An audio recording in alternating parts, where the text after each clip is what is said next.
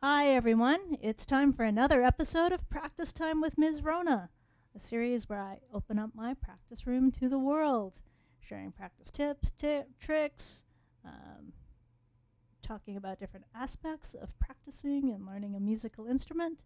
Sometimes I bring on some friends and we chat about music and go off on tangents as well. Today's topic is setting up a practice routine, or practicing, just getting started with practicing. So perhaps you've had your first lesson and you've got your list of homework written down or emailed to you, and you're just sitting there going, okay, so what am I supposed to do? How am I supposed to practice? So let's just quickly go through that today. We're going to start off with where to practice. So basically wherever your instrument is, right? But ideally, you want it to be in a quiet-ish space where you can focus. Some people, depending on, the room layout, that might not be possible. Like I said last episode, the piano was beside the TV. So really not that good when someone else was watching a TV show. I really did encourage focusing and concentrating on what you were doing. Another big deal is height. And, having this in tune as well. A well-maintained instrument. But height, because this kind of comes up with where to practice. So ideally, and this is hopefully a refresher from your lessons with your teachers, you want this to be like an L shape. So you don't want to be like this all the time. You don't want to be like this. You don't want to be like this. So if you're too high or too low, that's a factor that's going to affect your playing. You're going to get like kinks and muscles and aches and pains, and that can be avoided. Also, too, if you're in the right height and the right position, you'll be able to play better. So things that you can do, because not all of us have a height-adjustable chair. I used to sit on big, thick phone books back in the day. So either I sat on them or I had them on the floor as a footrest. Cushions, I've also done that. I've played at some gigs where I've actually had my sit fit. This it's like sitting on a bouncy ball, but it's a lot more mobile than a bouncy ball.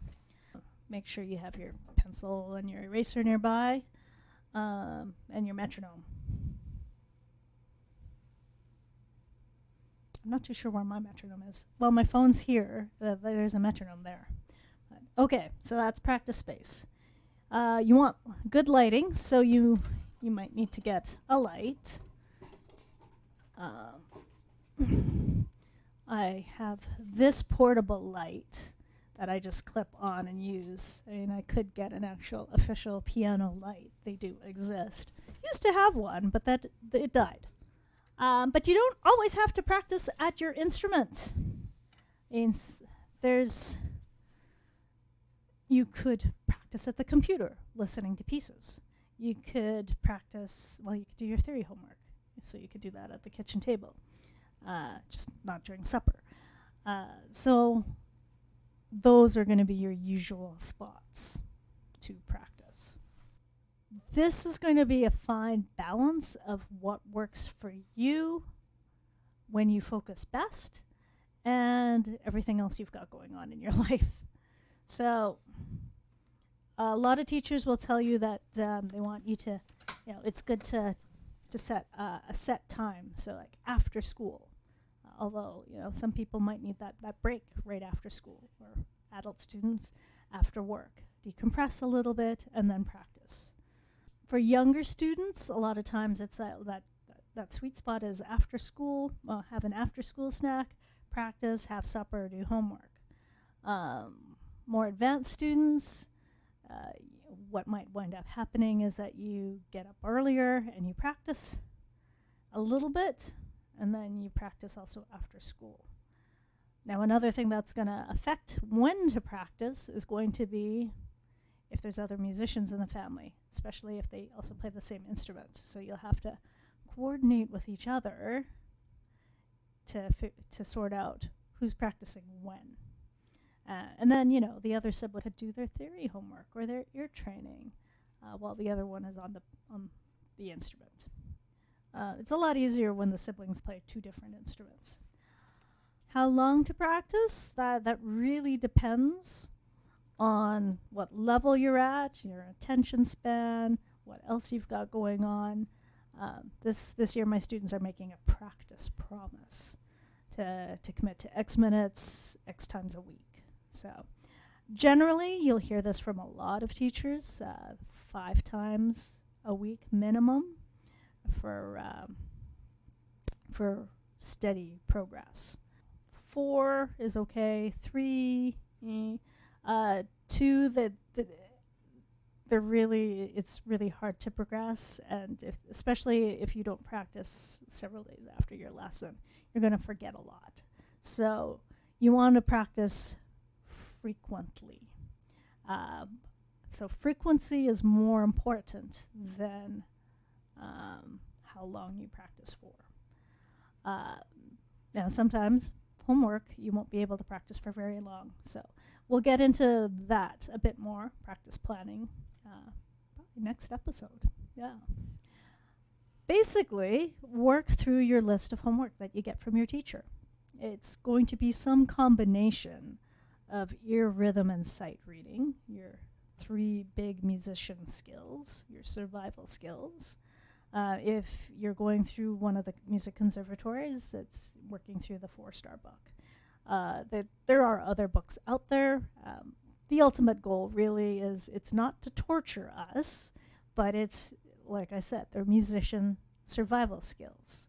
So you want to be able to reach that point where you can just pick up a random book, like here we go, Minecraft, and be able to play through it. So you only get good at that by practicing how to sight read, looking at something that you haven't looked at before. Ear training, there's exercises there, but there's also a lot of music apps, so we can get into that a little bit more, or you can check out the blog. I'll put a link there. I've done some blog posts to some really good ear, rhythm, and sight reading apps. You've got technical skills or technique, so your scales, chords, and arpeggios. Not the most exciting unless you get them well.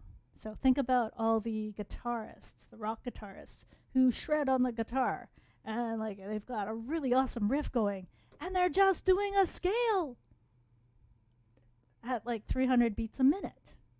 So it can be pretty exciting, but it's a tough slog going through it all. But those give you the chops to play your pieces well, so also a musician skill.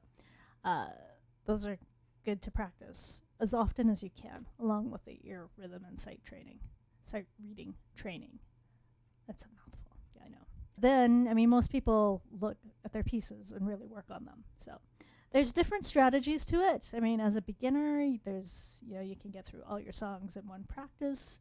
More advanced students, you might need to split up your list. But, we'll get more into that in practice planning. But that's generally it. There could be other special projects that you're working on that you can do when you're practicing. So say you want to write a song. Say you've got theory homework. That's also practicing. And, well, if you're playing a piece with friends, you've got that. And then fun music, as my students and I say. So, that's a free practice. So say there's a song that you really want to learn, a pop song.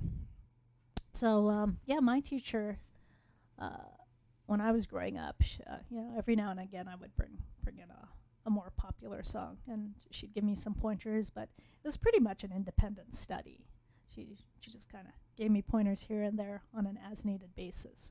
So that was cool, but it was great knowing that I could do that. And, even if your teacher hasn't said, my students know that I say that, although sometimes I forget.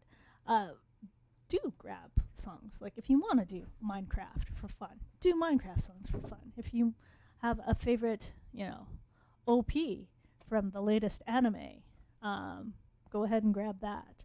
I mean, just be careful with some of the fan arrangements there. That's another whole episode in itself, just adjusting it to work with your hand.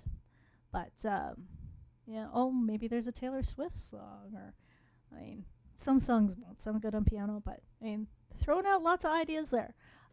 You can also, this is kind of covering a bit of how to practice too, but you can also look at, I said other pieces. You can pick songs out by ear, like Happy Birthday. So lots of ideas of what to practice.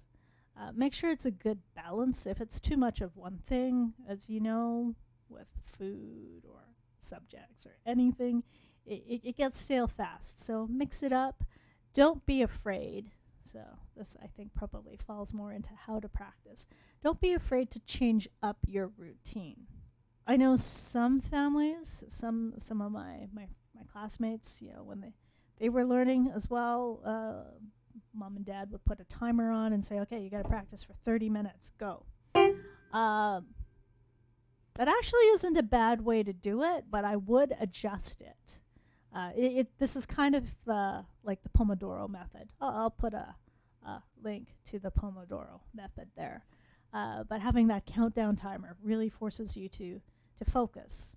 Although a lot of beginners will just kind of like, la, la, la, oh, 5 minutes left, I better do something. The one thing I would change to the whole using a countdown timer, Pomodoro method, is maybe split that up into segments. So say like spend 5 minutes on technique or 10 minutes on technique, 5 minutes on this piece, 5 minutes on that piece. So that'll help you really, really, really focus, especially if you get distracted easy. It's a bit easier to focus for 5 minutes than it is for 30 straight minutes. And then get up and stretch.